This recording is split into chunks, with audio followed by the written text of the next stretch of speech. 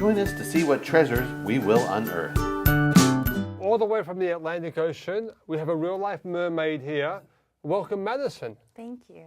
Tell me about what you've got. Well, I've been collecting these pieces over the years. Some of them I inherited from my grandmother, who was also a collector. Also a mermaid? Also a mermaid, Also a mermaid, yes. good to know, yeah. From a long line of mermaids. Yes, and it's very sentimental to me, all those pieces. Okay. They're really beautiful. Do you know anything else about this one, apart from it's from your grandmother? This one, I'm not quite sure which year. I think it was around the 20s that she found. Yeah, this is actually from Roman times, and it's actually what the women would use to hold up their togas. Oh, wow. It is. So it's a Roman brooch, is what we call them, but it's specifically for togas, and it would sit right here above the breast, and it would hold up their robes. Oh, amazing. Yeah, really practical and beautiful.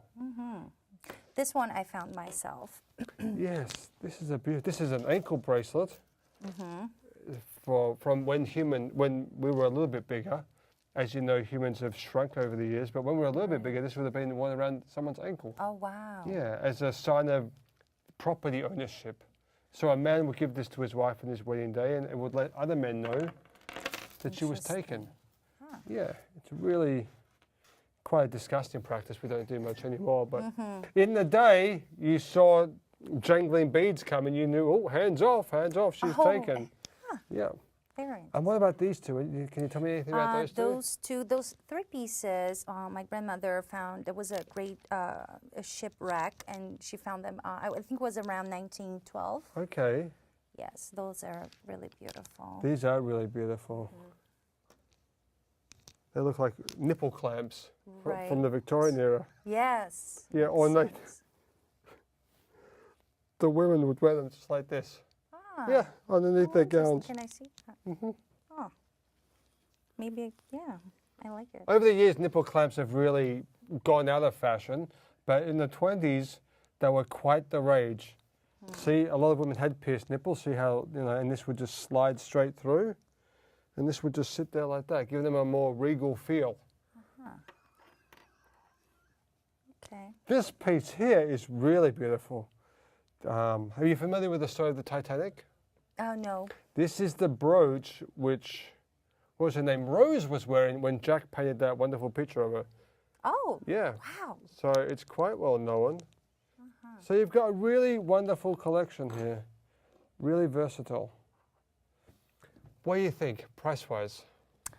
Well, I was thinking maybe around 1,000 a piece. Okay, well, let's go through them.